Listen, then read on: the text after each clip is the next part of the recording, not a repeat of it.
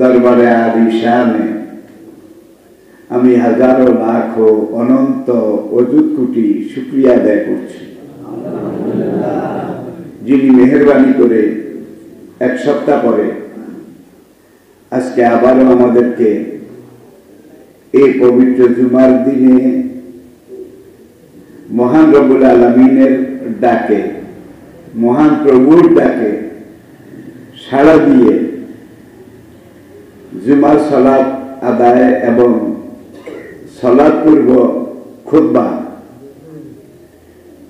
এটা আদায় এবং শোনার তৌফিক দান করেছেন। আসার মতো শরীর, স্বাস্থ্য, সুস্থতা, তন্দুরুস্তি এটা দান করেছেন। তার দরবারে শুকরিয়া আদায় করি। সবাই আবার বলুন আলহামদুলিল্লাহ। আজকে আমি আমার মুসল্লি ভাইদের খেদমতে একটা বিষয়ের উপরে আলোচনা করব। আর আপনারা জানেন আমি এক এক জুমায় এক একটা বিষয়ের উপরে কথা বলি। 13 ক্ষেতের বেগুন একত্রে তুললে তরকারি স্বাদ নাই। মন মতো, ইচ্ছা মতো, রুচি মতো একটা যদি পারফেক্ট হয়, সঠিক হয়, তাহলে এটার মধ্যেই মজা বেশি। এখানে আসার পরে আমি চিন্তা করেছি আজকে আপনাদেরকে আমি বলবো ইসলামের দৃষ্টিতে কৃষি, চাষবাস এবং ব্যবসা। ইসলামের দৃষ্টিতে কৃষি, চাষাবাদ এবং ব্যবসা। আপনারা তো এখন সবাই চাষে ব্যস্ত, ধান রোপণ করবেন, এটাই এখন আমাদের এলাকার সবাই একমাত্র কাজ, দায়িত্ব এবং কর্তব্য। প্রশ্ন করতে পারেন যে আমরা জুমার খুতবা শুনতে এসেছি, আপনি খুতবা দিবেন, নামাজ রোজা দ্বীনের কথা বলবেন, আমলের কথা বলবেন, কিন্তু আপনি ইসলামের দৃষ্টিতে চাষাবাদ আবার ব্যবসা বাণিজ্য এই ব্যাপারে কি কথা বলবেন? এখানে বলার মতো কোরআনে কি আছে, হাদিসে কি আছে? কি আছে এটা বলা শুরুর আগে আমি বলবো কোরআনে এবং হাদিসে কি নাই, কোনটা নাই। তিবিয়ানাল লিকুল্লি শাই মা ফাররাতনা ফিল কিতাবি মিন শাই। আল্লাহ পাক বলছেন এটা এমন কোরআন যেই কোরআনে মানুষের জীবনে দরকার, প্রয়োজন এমন কোন একটা কথাও আমি আল্লাহ বলার বাকি রাখি নাই। মা কানা লাকুম আন তুমবিতু শাজারাহা আইলাহুম মা আল্লাহ বাল হুম কাওমুন ইয়াদলুন।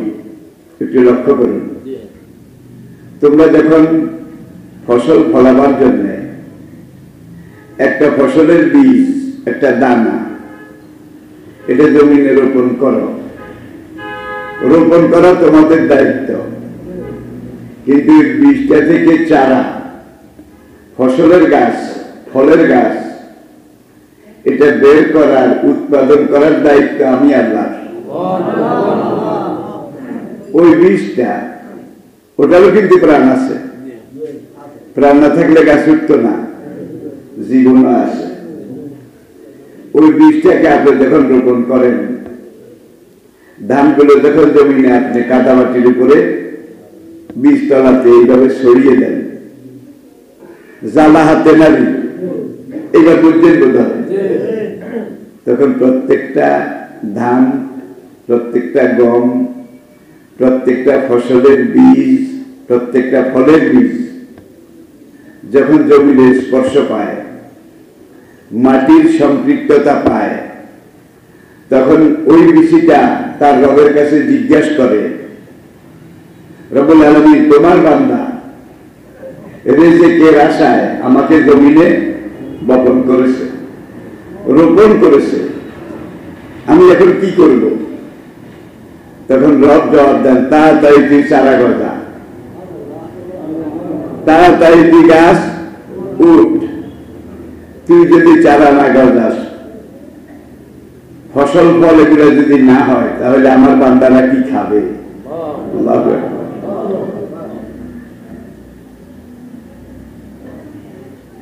মুফাসসিরিনে কেরাম, হাদিসের মুহাদ্দিসিনে কেরাম, তারা সবাই ঐক্যমতের ভিত্তিতে একটা ধান যখন আপনি রোপণ করেন, ওইটা প্রথম একটা চারা, একটা গাছ ওঠে, এরপরে এটা আস্তে আস্তে শাখা প্রশাখা, ডানে বামে মোটা হয়, তারপরে ম্যাচিউরড হয়, লায়েক হয়, গাছটা বালেগ হয়। বালেগ হওয়ার পরে লাগিয়েছেন একটা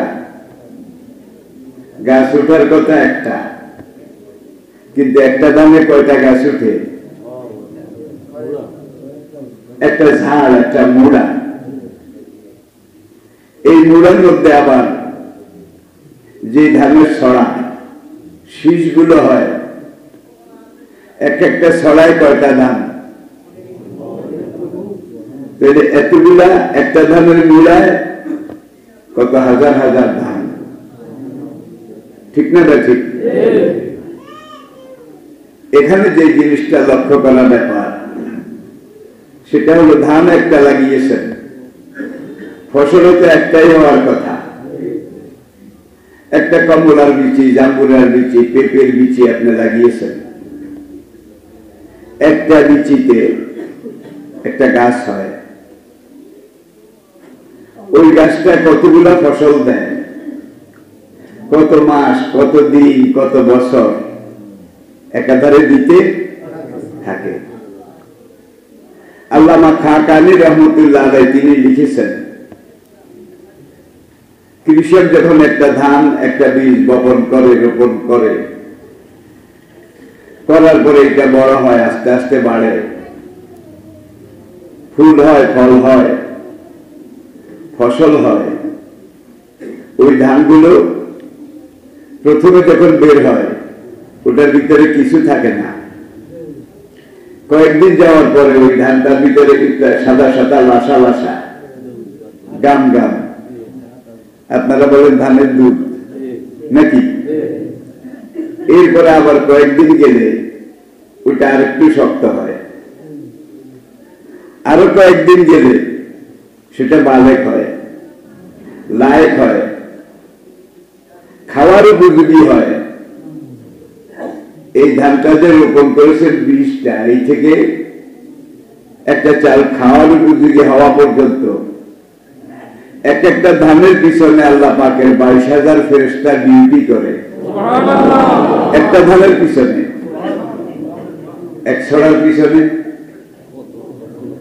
1 কেজির পিছনে, 1 লোকমায় যেটা খেয়েছেন, এখানে কত লক্ষ ফেরেশতার কামাই খেয়েছেন।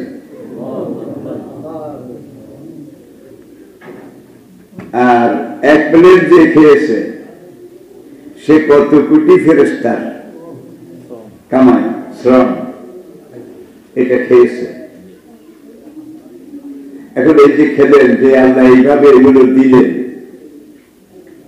শুকরিয়া করা দরকার সেই আল্লাহর, নাকি খাজা বাবার, নাকি ল্যাংটা বাবার? আমাদের সমাজে এমনও মানুষ আছে, বাবায় খাওয়ায়, খাজায় খাওয়ায়, এরকম মানুষ বোধহয় নাই? আছে, আছে। মরহুম গোলাম সারোয়ার সাহেব, মরহুম, ইতিহাসের একটা সময় আমাদের এই অঞ্চলের একজন মুজাহিদ ছিলেন, দ্বীনের মুসলমানের একজন সার্থক নেতা ছিলেন। আমি তখন রায়পুর আলিয়া মাদ্রাসায় লেখাপড়া করি।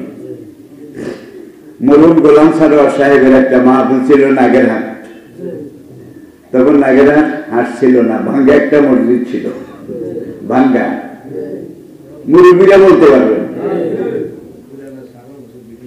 হ্যাঁ, তো তিনি সেখানে কথা বলতে বলতে এক পর্যায়ে বললেন যে আমরা আল্লাহ এত কিছু খাই, এত কিছু ভোগ করি, এত কিছু ভোগ করার পরেও, এত নেয়ামত আমরা ভোগ করার পরেও আমরা কি আল্লাহ শুকরিয়া করি?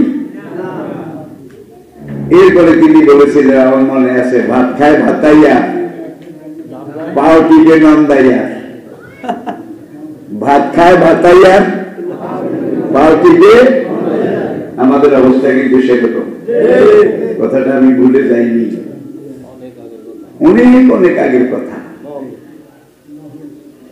এখন আমরা যার খাই, যিনি আমাদেরকে বানিয়েছেন, যিনি আমাদেরকে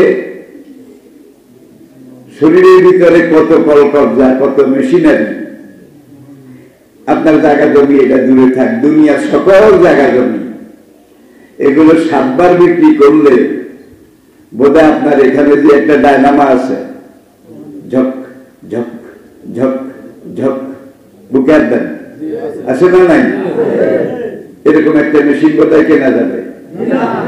সারা দুনিয়াকে লক্ষ কোটি বার যদি বিক্রি করেন, আপনার কিডনির মতো একটা মেশিন বোধহয় পাওয়া যাবে। সারা দুনিয়াকে বারবার বারবার বিক্রি করলেও আপনার লিভারের মতো একটা অঙ্গ বোধহয় পাওয়া যাবে, মাথার মগজের মতো বোধহয় পাওয়া যাবে। তো এগুলা দাম হিসাব করার জিনিস নয়, এগুলা আল্লাহ পাকের অমীয় দান। এত মেশিনারি আমি ফিট করে দিয়েছি। কেন দিয়েছি? পেট ভরে খাবে আর জঙ্গল ভরে হাঁটবে, এই জন্যে খাওয়াও লাগবে, হাগাও লাগবে।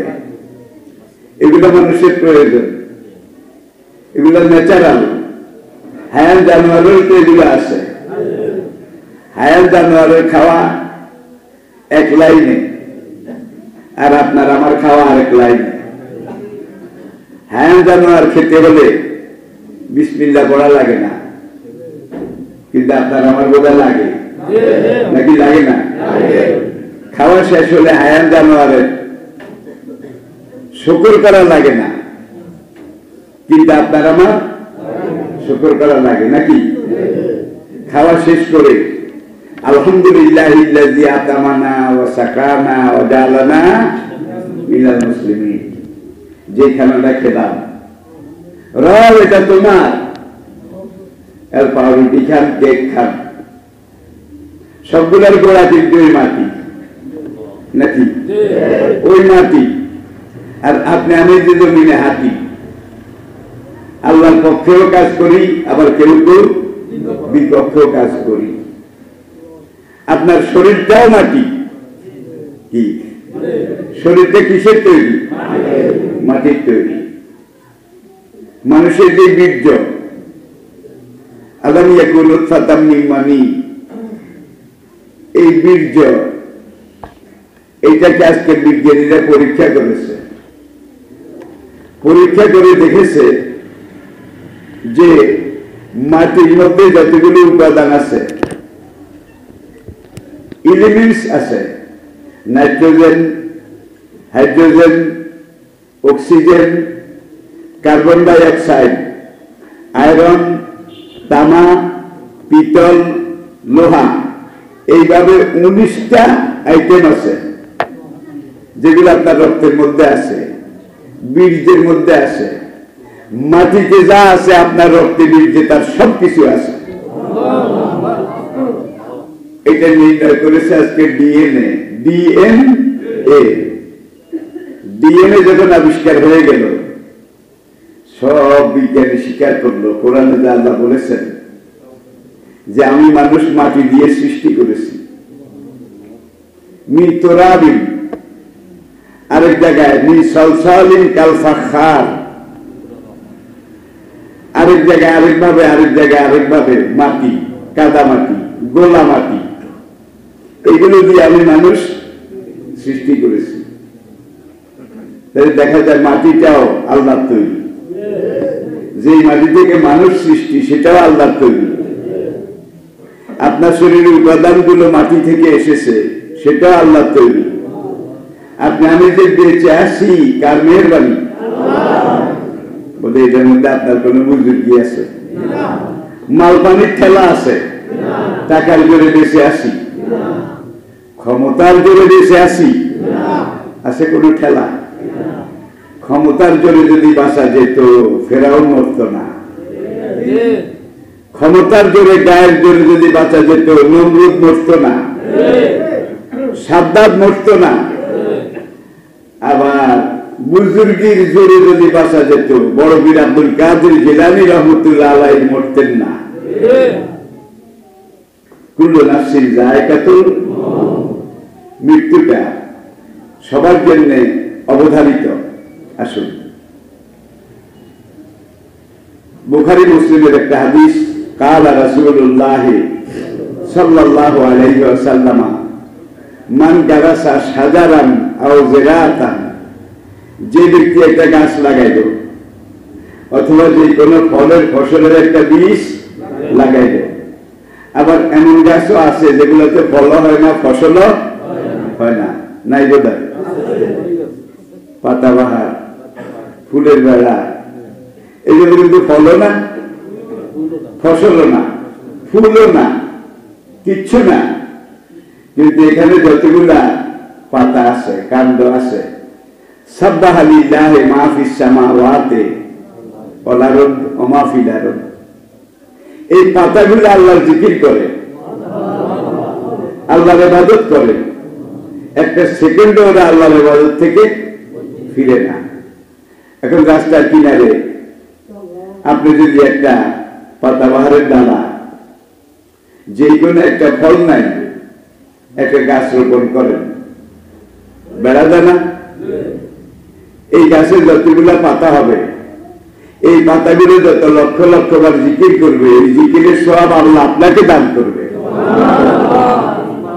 আপনি একটা ধান গাছ, গম গাছ, ফলের গাছ এটা লাগাইবেন, লাগানোর পরে এটা আপনি খাবেন, আপনার পরিবারেরা খাবে, বিক্রি করলে আপনি 2টা পয়সা পাবেন, যারা কিনে দেবে তারাও খাবে, খাবে না? তাহলে বান্দার রিজিকের এটা একটা সবচেয়ে বড় হাতিয়ার। এখন এই খাওয়ার পরে কুলু মিন তাইয়্যিবাতি মা রাযাকনাকুম, যে রিজিক আমি তোমাদেরকে দিয়েছি তোমরা সেখান থেকে খাও, খেয়ে আমার শুকরগুজারি করো। আবার আসুন, কালা রাসূলুল্লাহ সাল্লাল্লাহু আলাইহি ওয়াসাল্লাম, হুজুর ইরশাদ করেছেন, যে ব্যক্তি কোনো ফলের গাছ, ফুলের গাছ, ফসলের গাছ এগুলো রোপণ করলো, ফাঁকালা মিনুত তৈর, তার লাগানো গাছের ফল যদি কাক পক্ষীতে খায়, পাখিরা খায় না? আমি ইনসান, কোন মানুষের যদি খায়, এই মানুষের মধ্যে নিজের মানুষও আছে, অন্য মানুষের বোধ নাই, এই জন্য বলছে আমি ইনসান, মানুষেরা যদি খায়। আমি বাহিমা, তো গরু ছাগলেও যদি আপনার ক্ষেতের কোনো ফসল এগুলা খায়। আমি সার তো রাত্রে চোরে এত কষ্ট করেছেন, এত সেবা করেছেন, চোরে একবারে আনাজি কলা গোড়া দিয়ে কেটে সরা শুদ্ধ নিয়ে গেছে, নেয় না বোধ হয়? ক্ষেতের করলা নিচে, বেগুন নিচে, নেয় না বোধ হয়? চোরে খাক, বাট পারে খাক, শিয়াল কুত্তায় খাক, গরু ছাগলে খাক, ফাহুয়া লাহু সাদাকাতুন, যে গাছটা লাগিয়েছে, ফলটা ফলিয়েছে, কিয়ামত পর্যন্ত তার আমলনামায় আল্লাহ পাক সদকা জারিয়া সব লিখতে থাকবেন। ইসলামের দৃষ্টিতে কৃষি। আরেকটা হাদিসে হুজুর ইরশাদ করেন, তোমার কাছে যদি খবর আসে আগামীকাল কিয়ামত হয়ে যাবে, দুনিয়ার লাইফ শেষ, আগামীকাল কিয়ামত হবে, এই কিয়ামতের আগের দিনে তুমি শুধু গাছ লাগাও, শুধু গাছ লাগাও, শুধু গাছ লাগাও। তুমি যদি এইভাবে লাগাও তাহলে তোমার এই গাছ যদি ফল হয় তাহলেও লাভ, ফুল হলে বোধহয় লাভ নেই, সাংঘাতিক দাম। কিন্তু ভালোবাসা দিবস, বিজয় দিবস, শহীদ দিবস, এই দিবস 21-এ এই দিবসগুলো আসার বাকি, হায় রে হায়, এই ফুলের বাজার সবচেয়ে বেশি চাঙ্গা থাকে, ঠিক কিনা বলেন? তাহলে কাজে লাগে না এমন কোন জিনিস আল্লাহ দুনিয়াতে সৃষ্টি করেননি। এরপরে আসুন, আপনি যে গাছটা লাগালেন, এই গাছটা যদি বৃক্ষ শক্ত গাছ হয়, আপনি ঘর করবেন নাকি? এই গাছটার ঘর যতদিন বাকি থাকবে, এই ঘরে যত ইবাদত বন্দেগী আপনি করবেন, আপনার পরিবার পরিজন করবে, যত কিছু করবে, গাছটা বাকি থাকা পর্যন্ত নয়, ঘরটা বাকি থাকা পর্যন্ত নয়, আপনি এই ঘর এই গাছের আশ্রয়, কোনটা খুঁটি, কোনটা বর্গা, কোনটা রুয়া, এভাবে বানায় না? আপনি এই ঘরে যত জিকির করবেন, যারা করবে, কিয়ামত পর্যন্ত আপনার আমলনামা আল্লাহ সদকায়ে জারিয়া সওয়াব লিখবেন। সুতরাং দেখুন, আজকে কিন্তু পুরো দুনিয়াতে একটা চেষ্টা, বেশি করে গাছ। আমরা অক্সিজেন এটা নাক দিয়ে গ্রহণ করি, অক্সিজেন অক্সিজেন যদি ভিতরে না যায়, তাহলে হার্ট, বাল্ব কোনটাই কাজ করে না অক্সিজেন ছাড়া।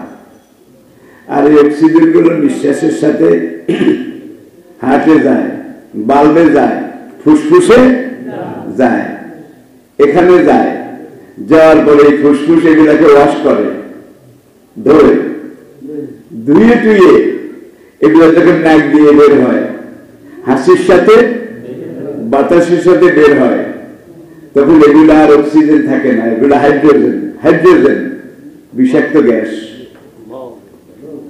ইঞ্জিন চলতে পানি লাগে, দেন নর্মাল পানি, এই পানি পুরো ইঞ্জিনে হাঁটাহাঁটি করে, পাইপে লাইনে লাইনে, নাকি করে না? লাইনে লাইনে ঢুকে পুরো ইঞ্জিনটাকে ওয়াশ করে, ধোয়, ধুয়ে আবার আরেকটা পাইপ আছে, সেটা দিয়ে বাইর করে। দিলেন ঠান্ডা পানি, বের হলো গরম পানি। কারণটা কি? ইঞ্জিনের ভিতরে আবার আগুনও আছে, সেই আগুনকে কন্ট্রোল করার জন্য, বাগে আনার জন্য আগুনের পাশে আলাদা পানি, এটাও সৃষ্টি করে দিয়েছে। আপনার শরীরটাও তাই। আপনি খানা খাচ্ছেন, খানা দিয়ে এক জিনিস আপনার শরীরে তৈরি হয়, আর ওই পানি এটা দিয়ে আপনার শরীরটা ওয়াশ হয়। রক্ত, এটা প্রত্যেকটা রোগে রোগে, প্রত্যেকটা সেলে এটা চলাচল করে। প্রতি ফোঁটা রক্ত হার্টের এখান থেকে সাপ্লাই হয়, আগে এখানে যায়, এখানে 10 লক্ষ কোঠা আছে, কোঠা সেল আছে, 10 লক্ষ সেলের সাথে 10 লক্ষ রোগ আছে, নার্ভ আছে। চুলগুলা পড়ে যেত, আপনার হাতের নখ, পায়ের নখ, এই নখের ভিতর পর্যন্ত রোগ আছে, পাইপ আছে, টিউব আছে, নল আছে। এগুলোর ভিতর দিয়ে আপনি যে খাদ্য, আমি যে খাদ্য খাই, এই খাদ্যের ভিটামিন, ক্যালোরি, ফিটনেস, এগুলা পশমের গোড়ায় যেমন যায়, নখের গোড়ায়ও যায়, নাকি যায় না? যার জন্য 15 দিন পরে নখ কাটা লাগে। নখ 15 দিন পরে কাটা লাগে না বোধ হয়?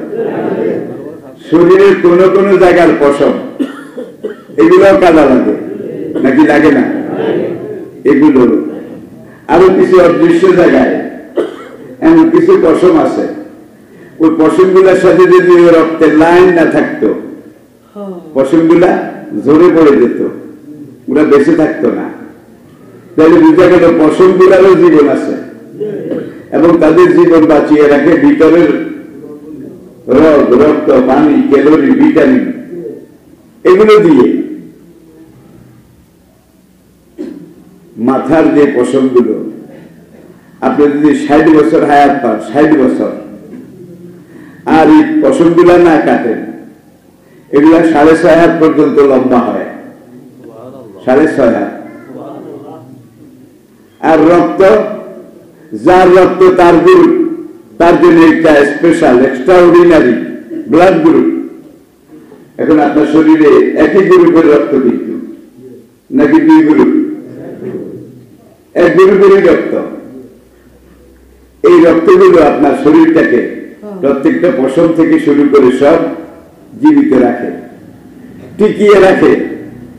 আপনি আমাকে জবাব দিন, একই রক্ত, একই ভিটামিন, একই ক্যালোরি, একই সবকিছু, একই খাদ্য, এখানের পশমগুলো 60 বছরে 6.5 হাত লম্বা হইল, আর এখানে যে চোখের উপরে একদলা ভুরু পশমগুলো আছে, এগুলো 60 বছরে কয়েক লম্বা হয়েছে বলা লাগবে। জমিন কিন্তু একটা, ভিতরে জমিন কিন্তু একটা, এখানে পশমগুলা বাড়ে, আরো কোন কোন জায়গায় পশমগুলা বাড়ে, কাঁচা লাগে, কিন্তু এখানে যে পশমগুলা আছে এগুলো 6.5 হাত হয়েছে। একই খাদ্য, আবার বলছি, একই ভিটামিন, একই জিনিস সবাই ভোগ করে, এখানে গুলা বড় হয়, কোন কোন জায়গার গুলা বড় হয়, সবগুলো যদি এক সমানে বড় হইতে এগুলোর মতো, আপনি মানুষ হইতেন না ছাগল হইতেন? বলেন। আল্লাহু আকবার। কোন বিজ্ঞান আজ পর্যন্ত এই প্রশ্নের জবাব দিতে পারেনি। আবার একদল নামাজ পড়ে না, রোজা করে না, গাঁজা খায়, মদ খায়, শিরকি কুফরি করে, 6 মাসে একবার গোসলও করে না। কবিদের মধ্যে জিনিস আছে, খবরদার। পাগলকে মন্দ বইল না, পাগলকে মন্দ বইল না। কোন পাগল কোন ভাবে আছে জানেন রব্বানা, পাগলকে মন্দ বইল না। আবার আরেক দল এইভাবে বাজায়, দেখেন নাই বোধহয়, আমার দেহ তৈরি সন্ধান করি, বানিয়েছেন কোন মিস্ত্রি। কোন মিস্ত্রি বানিয়েছে তার পর নাই, কোন মিস্ত্রি রয়েছে? কোন মিস্ত্রি? এখন তোমার এই দেহটা যে পচে যায় না, টিকে আছে, তুমি যে বেঁচে আছো, এত কিছু করতেছ, ওই মিস্ত্রি তার কৃতজ্ঞতা শুকরিয়া আদায় করা দরকার আছে নাকি নাই? আছে নাকি নাই? আছে। তাহলে এখন থেকে আমরা শিখলাম, আমরা যতদিন বাঁচি শুধু ফসল ফলাবো, গাছ লাগাবো। কোন গাছ যদি না পান, ফসল না পান, তাহলে যেখানে জঙ্গলার মুড়া, বাড়িয়া মুড়া বেশি আছে, কোদাল দিয়ে চাক বাড়াই, যেখানে নাই সেখানে নিয়ে একটা মুড়া বসাইয়া দেন। এখানে যে পাতাগুলো হবে, এখানে যে বাড়িয়া দানের মতো চিকন চিকন, এগুলো আল্লাহ জিকির করবে, প্রত্যেকটা পাতা আল্লাহর জিকির করবে। এই জিকিরের বদৌলতে কিয়ামত পর্যন্ত আপনার কবরে আল্লাহ সদকায়ে জারিয়া সওয়াব পৌঁছাবে। ছোট্টকালে একবার বাড়ি থেকে মামা বাড়ি যাই, মোমিনপুর। গোলার বাড়ি চিনেন তো? গোলার বাড়ির পশ্চিম কিনারে খালের বিপরীতে রাস্তার পাশে একজন একটি নতুন জায়গা বেঁধে চাপা কলা, আনাজি কলা এগুলা লাগাইছে, নতুন মাটি, সাংঘাতিক হয়েছে। আমি কিনার দিয়ে যাই, দেখি যে বেড়ায় খেজুর গাছ কাটা শ্রেণী একটা, এটা লইয়া সব গাছ যেগুলো সরা বাড়িয়েছে এগুলো কাটে, যেগুলো বাইরে নেই এগুলো কাটে। আমি দাঁড়ালাম, দাদা এইভাবে কাটেন কেন? মন্দিরে শরীর খাওয়াইতাম, মন্দিরে শরীর খাওয়াইতাম, এত টাকা খরচ করে এটা করলাম, লাগাই করলাম, এত বড় একটা সরা হইল, কাজের কালি হয়ে গেছে, আমিও খেতাম না, সোরা মন্দির করে খাওয়াইতাম না।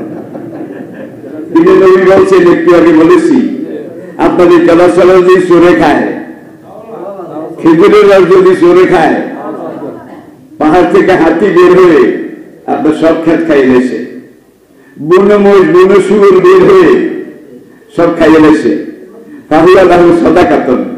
কিয়ামত পর্যন্ত আল্লাহ আপনার আমল নামায় সৎকারে জারিয়া সওয়াব দেখবেন। আল্লাহ নবী নিজের হাতে গাছ লাগিয়েছেন। সালমান ফারসি রাদিয়াল্লাহু তাআলা আনহু তাকে তার মুশরিক গোলাম তার কাছে যখন সালমান নবীর নির্দেশ পরামর্শ মতো বললেন যে আপনি আমাকে মুক্তি দিয়ে দেন, আমি নবীর কাছে যাব, আমি দ্বীনের কথা শুনবো, দ্বীনের কথা বলবো, দ্বীনের পক্ষে কাজ করব। তখন মনির বলল ঠিক আছে, তোকে ছাড়তে রাজি আছি। আমার এই নতুন বাগানে তুই 100 খুরমা খাদিরের চারা এটা রোপণ করবি, তাহলে তোকে আমি ছেড়ে দেব গোলামি থেকে। সালমান রাদিয়াল্লাহু তাআলা আনহু তিনি তো একজন মুহাজির। ইসলাম গ্রহণ করার আগে জীবনের এক পর্যায়ে তিনি মুশরিক ছিলেন, আরেক পর্যায়ে তিনি ইহুদি ছিলেন, আরেক পর্যায়ে তিনি খ্রিস্টান ছিলেন। কোনখানে গিয়ে আসল খোদার দেখা পায় নাই। লোকটা খুব বুদ্ধিমান ছিল। শেষমেশ সিরিয়াতে আসলেন, সিরিয়া। সেখানে এসে এক খ্রিস্টান গির্জায় ঢুকলেন। গির্জার পাদ্রী সে মানুষের থেকে টাকা নেয় গির্জার খরচের জন্য, এই খরচের জন্য, এই খরচের জন্য। আর সালমান সেখানে গিয়ে তার মুড়ি দিয়েছে, দেখেন মুড়ি দিয়েছে। মুড়ি দিয়ে এখন ওই পাদ্রী হুজুরের সাথে সব কাজ করে। টাকা পয়সা, সোনা দানা এগুলা হুজুরে আলাদা করে, আলাদা করে ভিন্ন একটা পাত্রের মধ্যে রাখে। এগুলা কাউকে দেয় না, কোনো কাজে খরচও করে না। এগুলো হুজুরের রিজার্ভ ফান্ড, রিজার্ভ। 1 মাস চলে যাওয়ার পরে গভীর রাতে হুজুর এগুলা এখান থেকে বের করে জায়গা মতো। আজকের সোরা কারবারি যারা বিদেশে যারা টাকা পাচার করে তাদের মধ্যে আর এই ধর্মীয় নেতা এই সোরা কারবারির কোনো পার্থক্য আছে? সালমান কয়েকটা দেখে আমার মন খারাপ হয়ে গেছে। এই তো ধর্মীয় নেতা নয়, ধর্মের ব্যবসা করে, ধর্মের ব্যবসা করে। একদিন সকালে কয় আপনার কাছে তো অনেকদিন ছিলাম, আমি আসল ধর্ম দ্বীন হানাফি এটা খোঁজ করি, দ্বীন ইব্রাহিম এটা আমি কোথায় গেলে পাবো? তখন এই বেলায় কথা একটা ভালো কইছে, বাবারে আমার এখানে আসল দিন নাই, দ্বীন ইব্রাহিম এটাও নাই, দ্বীন হানিফ এটাও নাই। আমি তো কি কি করি তুমি এতদিন দেখেছ, লক্ষ্য করেছ, অবজার্ভ করেছ, পর্যবেক্ষণ করেছ। সালমানকে ইয়ার আগে আরো 2 জায়গায় গেছি, সব জায়গার অবস্থা শুধু কামাই, শুধু রোজগার ছাড়া, ধর্মের নামে ব্যবসা ছাড়া আর কিছু নাই। এখন আমি যাবোটা কোথায় আপনি আমাকে বলেন? তখন বলে দিল তুমি যদি ইব্রাহিমের দিন, দ্বীন হানিফ সত্যিকার দিন পেতে চাও, মক্কায় চলে যাও, মক্কায় চলে যাও। সেখানে আগামী 2 মাসের মধ্যে এমন একজন লোক আসবে যে লোক দুনিয়াতে এসে মানুষকে দাওয়াত দিবে, আইয়ুহান নাস কুলু লা ইলাহা ইল্লাল্লাহ তুফলিহু। এই দুনিয়ার মানুষ মেনে নাও মনে প্রাণে আল্লাহ ছাড়া কোনো ইলাহ নেই, লা ইলাহা ইল্লাল্লাহ। আল্লাহ ছাড়া কোনো স্রষ্টা, দ্রষ্টা, সৃষ্টিকর্তা, পালনকর্তা, আইনদাতা, বিধানদাতা, হুকুমদাতা, রোগদাতা, শোকদাতা, জীবনদাতা, মৃত্যুদাতা আল্লাহ ছাড়া কেউ আসে? আছে, আছে। সালমানের কথাটা খুব লাগলো। এমন দিনই তো আমি চাই। মক্কার দিকে রওনা করলেন। এর আগে কিন্তু আরো কয়েক জায়গায় ধরা খাইছে, ডাকাতেরা ধরে নিয়ে একজনের কাছে বিক্রি করে দিয়েছে, সেখানে গোলামি করেছে কয়েক জায়গায়। শেষ মক্কার কাছে যখন আসলো, আরেক দল তাকে এখান থেকে ধরে হাত পা বেঁধে দিয়ে আরেকজনের কাছে বিক্রি করলো। এখন এই কাজের ফাঁকে খাজুর গাছ ছিলে, খাজুর গাছ ছিলেন তো রসের জন্য না, খুরমা খেজুরের গাছ যেন পোকা টোকা বছরে একবার পরিষ্কার করে। সালমানকে এই কাজ দিছে, তিনি গাছে উঠে খেজুরের ডালা পরিষ্কার করতেছে। ওই মনির গাছের নিচে পাথর একটার উপরে বসা, ওইটা কাঠ, এইটা কাঠ, এইভাবে কাঠ দেখাই দেয় আর কি। এমন সময় সেখান দিয়ে 2 জন লোক যায়। সালমান গাছে থেকে শুনে যে আজকে গেছিলাম মক্কায়, সেখানে গিয়ে দেখি একজন লোক বলতেছে লা ইলাহা ইল্লাল্লাহু মুহাম্মাদুর রাসূলুল্লাহ। এটা নিয়ে মক্কায় বিরাট ঝগড়া, পক্ষে কেউ নাই, সব বিপক্ষে। দুই একজন, যেমন আবু বকর হুজুরের খাস দোস্ত পুরুষের মধ্যে, হুজুরের খাস দিনী ভাই আলী, হুজুরের গোলাম যায়েদ ইবনে হারেসা, 3-4 জনেরা মোহাম্মদের পক্ষে আসে, আর পুরো দেশ মোহাম্মদের বিরুদ্ধে। সালমান এখন ওই গাছে থেকেই ওই লোক দুইটার দিকে চায়, এরকম কাছের 2-3 জন ছাড়া পুরো দেশ তার বিরুদ্ধে লাগবে। সিরিয়াল সেই সোরা হুজুর তো আমাদের কথা এগিয়ে করছে। সোরা হুজুরের কথা খেয়াল আছে তো? সোরা হুজুর তো কইছে যে তাওরাতের মধ্যে আমি পড়েছি, জাবুরের মধ্যে পড়েছি, ইনজিলের মধ্যে পড়েছি, ইন্না হাযা লাফি সুহবিল উলা সুহবি ইব্রাহিমা ওয়া মূসা যালিকা মাসালুহুম ফিত তাওরাতি ওয়া মাসালুহুম ফিল ইনজিল। রাতের বেলা, গভীর রাতে সালমান সেখান থেকে কোনোভাবে এসে নবীর সাথে দেখা করলেন, কিছুক্ষণ কথা বললেন। কথা বলার পর এখন ঘুরিয়ে নবীর পিস কিনার দিয়ে যায়, কথা শেষ হয়ে এখন উঠে নবীর পিস কিনার দিক পিঠের দিকে তাকায়। নবী বুঝলেন সালমান কোন একটা ডকুমেন্ট চায়, ডকুমেন্ট। হুজুরের গায়ে একটা সাদা চাদর ছিল, হুজুর চাদরটা ঢিলা করে একটা পিঠের দিকে নামাই দিলেন যাতে এই জায়গাটা খালি হয়ে যায়। সালমান দেখলেন নবীর সেই ডালার উপরের দিকে এখানে মোহরে নবুয়ত, নবুয়তের সেই মোহর, যেটা আদম থেকে কাল পরম্পরায়, বংশ পরম্পরায় ইব্রাহিম হয়ে নবীজির আব্বা আব্দুল্লাহ, আব্দুল্লাহ থেকে এই মোহরে নবুয়ত, নবীজির আম্মা মা আমেনার পেটে কুনতু নবিয়ান ওয়া কানা আদামু বাইনা তিনে ওয়াল মায়ে। প্রথম মানুষ আদম আলাইহিস সালাতু ওয়াস সালাম, তার জীবন সত্তা যখন মাটি এবং পানির সাথে মেশানো ছিল। প্রথম মানুষ আদমকে যখন সৃষ্টি করা হয়নি, আমি মুহাম্মদ সাল্লাল্লাহু আলাইহি ওয়াসাল্লাম তখন থেকে নবী ছিলাম। আর এই মুহূর্তে নবুয়ত এটা আদম থেকে আস্তে আস্তে আমার এখানে এসেছে। সালমান এখন ওই পাদ্রীর কাছে শুনেছে, সোরাবেদার কাছে, সালমান তুমি মক্কায় যাও, সবাই সেই লোকটার বিরোধিতা করবে, লোকটার চেহারার দিকে খেয়াল করিও, এমন সুন্দর মানুষ বোধহয় আল্লাহ আরেকজন বানায় নাই। তাওরাত আমি যার পরিচয় পেয়েছি, ইনজিলে পরিচয় পেয়েছি, তার নাম হবে মোহাম্মদ, আরেকটার নাম হবে আহমদ, মোহাম্মদ এবং আহমদ। তার পিঠের এখানে সোনালী রঙের নবুয়তের একটা মোহর থাকবে। তার কথাবার্তা শুনে তার দিন গ্রহণ করার আগে তুমি আগে দেখিও এখানে সেটা আছে কিনা।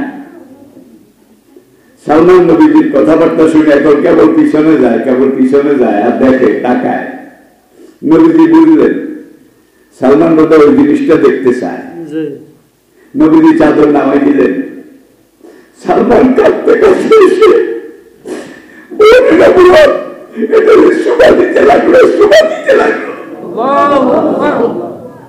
জীবনে মুশরিক ছিলাম, জীবনে ইহুদি ছিলাম, জীবনে খ্রিস্টান ছিলাম, কিন্তু কোনখানে আসল ধর্ম, ধর্মের নামে সব 2 নম্বরই। এখন আমার ওস্তাদ সর্বশেষ যেখানে ছিলাম ইহুদি পাদ্রী, সে আমাকে বলেছে মোহাম্মদ এই হবে, এমন হবে, এমন হবে, সর্বশেষ তার এখানে নবুয়তের সিল মোহর থাকবে। ইয়া রাসূলুল্লাহ, আমি প্রমাণ পেয়ে গেছি, আপনি আমাকে কালেমা পড়ান, লা ইলাহা ইল্লাল্লাহ মুহাম্মাদুর রাসূলুল্লাহ। সালমান কালেমা পড়ে মনিরের বাড়িতে চলে গেলেন, কিনা গোলাম না গিয়ে কি উপায় নেই, চলে গেলেন। নবী শিখিয়ে দিলেন তোমার মনিরকে বলো তোমাকে মুক্তি দিতে, তোমার মনে কি চায়, কিসের বিনিময়ে মুক্তি দেবে, এটা জিজ্ঞেস করে তুমি আমাকে জানাও। সালমান গিয়ে জিজ্ঞেস করলেন, মনির বলল 100 খুরমা খেজুরের চারা আমার এই জমিনে রোপণ করে দিতে হবে। সালমান কয় চারা পাবো কোথায়? তখনকার আরবের প্রধান ফসল কিন্তু এটাই নাকি, রিজিকও এখানে, সম্পদও এখানে, তেল মেল ছিল না, শুধু পাহাড় আর মরু, পাহাড় আর মরু, বালিয়ার বালিয়ারি, কিছুই ছিল না, ঠিক কিনা বলেন? একমাত্র খুরমা গাছ, এটা ছিল খাদ্য। উট, এটা ছিল বাহন। মাল টানলে এলে এটা, কোন জিনিস আরেকখানে নিতে এলে এটা, একখান থেকে আরেকখানে যেতে হলেও উট। যার জন্য ছোটবেলা আপনারা বলেছেন উটকে মরুভূমির জাহাজ বলা হয়, মরুভূমির জাহাজ। এখন সালমানকে শর্ত দিল 100 খেজুরের চারা। সালমান যখন বললেন, মনির চারা কোথায় পাবো? মনির নিজেও জানতো সালমান কোনোদিন 100 খেজুরের চারাও জোগাড় করতে পারবে না, আমার গোলামি থেকে ছুটতে পারবে না। সালমান নবীজির কাছে এসে বললেন, নবীজি সঙ্গে সঙ্গে সাহাবায়ে কেরামদেরকে বললেন, আগামীকাল তোমরা আমার এখানে তালিমের জন্য যখন আসবে, যার বাগানে আছে প্রত্যেকে একটা করে কমপক্ষে খেজুরের চারা নিয়ে আসবে। তোমাদের দিনই ভাই সালমান ফার্সি, তাকে গোলামের জিনজির থেকে মুক্ত করতে হবে। সাহাবারা কেউ একটা, কেউ 5টা, যার যা ছিল আর কি, মসজিদ নববীর বারান্দায় 100 খেজুরের চারা এটা একত্র করলেন। নামাজের পরে কয়েকজন সাহাবা হাতে গোনা চারা লাগাইতে জানে পারে এরকম 3 জন, সালমান একজন 4 জন, নবী একজন 5 জন। এগুলাকে আঁকি বেঁধে ওই মসজিদপুর মালিকের সেখানে নবী নিজে গেলেন। যাওয়ার পরে নবী ক্ষমতা হাতে নিলেন, সেই নবীকে বললেন, তোমার কাছে আর ক্ষমতা আছে কিনা আনো। এই 100টা চারার মধ্যে, 100টা চারার মধ্যে নবী একাই প্রায় 90টা চারা সেখানে রোপণ করে দিলেন। সালমান থেকে হাদিস চাওয়ায় যে আমি একটা চারা লাগাইছি, এইটাও মরে গেছে, অমুক একটা লাগাইছে, এইটাও মরে গেছে। নবী যতগুলো লাগাইছে মরা তো দূরের কথা, একটা খেজুরের চারা একটু দুর্বল হয় নাই। নবীজি আমাদেরকে কোনখানে কি শিখার নাই বলেন, কোনখানে কি শিখার নাই? জীবনের যত কিছু যেখানে যেভাবে দরকার নবীজি আমাদেরকে শিক্ষা দিয়েছেন। আর একজন মানুষকে মুক্ত করার জন্য নবীজি নিজের হাতে খেজুর গাছ লাগাইছেন। নবী নিজের হাতে লাগাইতেন আর বলতেন, শুধু গাছ লাগাও, শুধু গাছ লাগাও, শুধু গাছ লাগাও, আল্লাহর জমিনকে শক্তিশালী করো। গাছ লাগাই দিয়ে জমি কেমন শক্তিশালী হয়।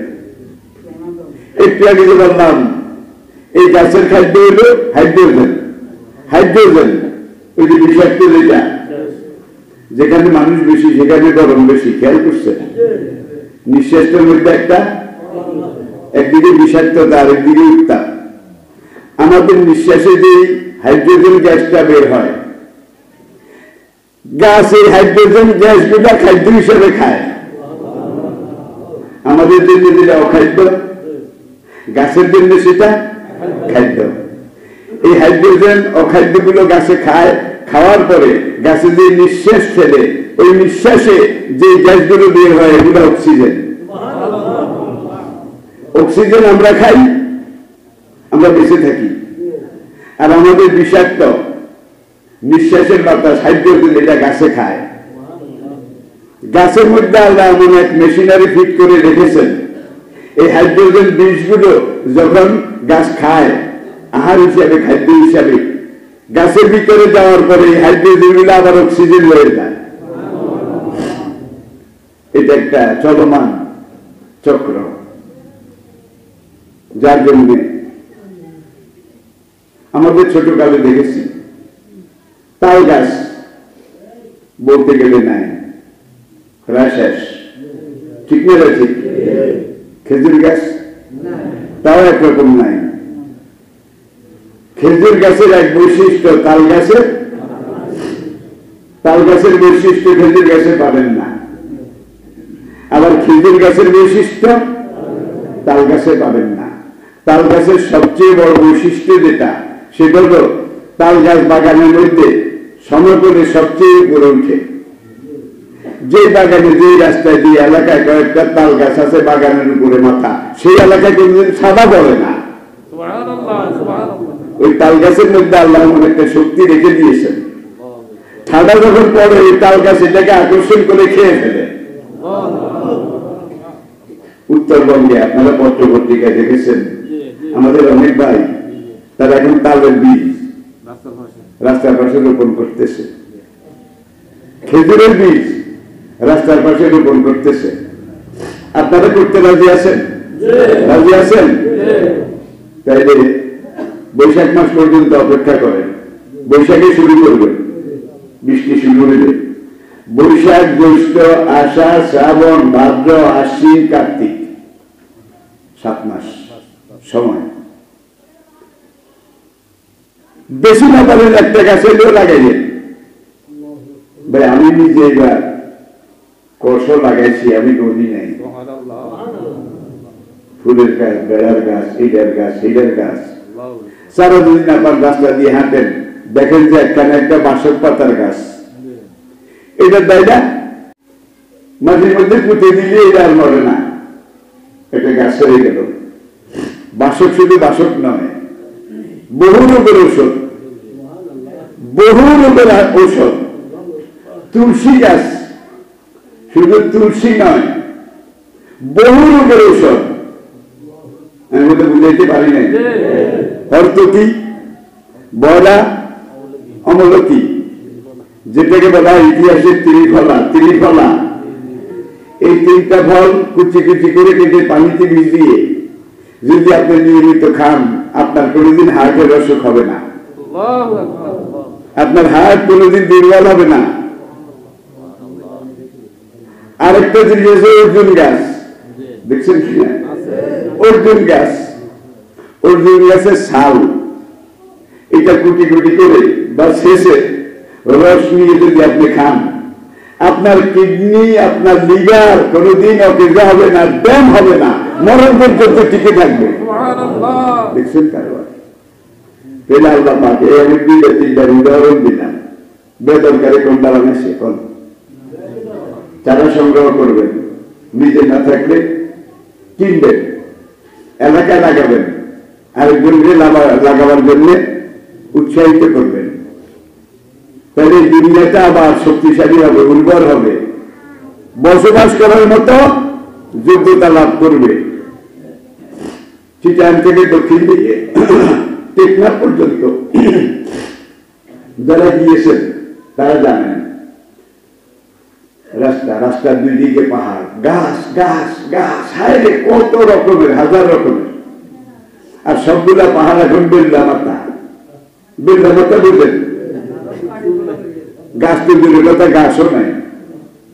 যেখানে হাতি থাকতো, পালে পালে হাতি, সেখানে এখন একটা বেজিরে থাকার জায়গা নাই।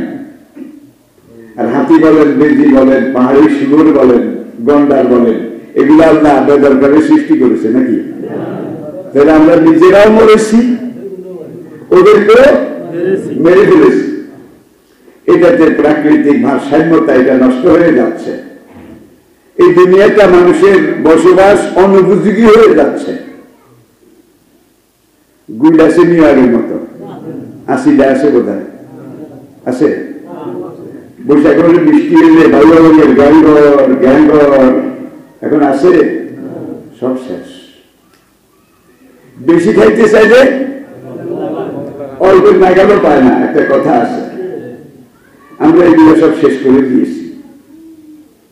একটা পাখি একদিনে কমপক্ষে 100টা ধান গাছের কীড়া, গম গাছের পোকা, এগুলো খুঁজে খুঁজে খায়।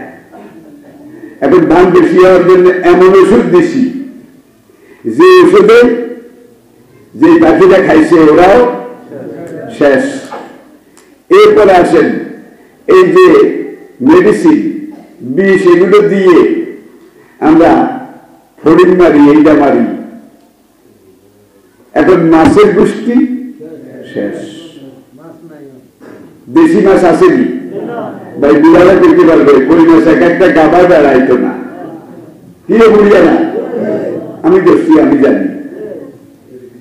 বৈশাখ মাসে প্রথম বৃষ্টি এলে বাইরে হারে পুকুর পাড়ে এক এক কই মাছ, যেমন বিলাতি গুড়, কোথায় গেল? কিচ্ছু নাই। একদিকে সংখ্যায় নাই, দুই একটা যা আছে স্বাদ নাই, সেই ঘোরানো নাই, সেই মজা বোধহয় আছে, কবির দেবের গ্রাম আছে বোধহয়। তাহলে এই দুনিয়াটাকে আমরা বিরান করে ফেলেছি, বিরান করে ফেলেছি। যে পরিবেশ আমাদের বাঁচার জন্য দরকার, সেই পরিবেশ গাছগাছালি পাখ পাখালি, গাছগাছালি পাখ পাখালি। একটা হেসা ছিলেননি, ফিঙ্গে ফিঙ্গে, একটা ফিঙ্গে হেসা একদিনে কমপক্ষে 4000 পোকামাকড় খায়, যেগুলো ফসলের ক্ষতি করে। ওষুধ দিয়ে আমরা ক্ষেতের পোকা মেরেছি, হেসাগুলো মারিয়ে গেছি, ঠিক না ঠিক? তাহলে বুঝা গেল প্রকৃতির আমরা বিরোধিতা করতেছি। লব নেচার, লব নেচার, আল্লাহর দেওয়া কানুনের ক্ষেত্র, এটাকে আমরা নষ্ট করে ফেলেছি।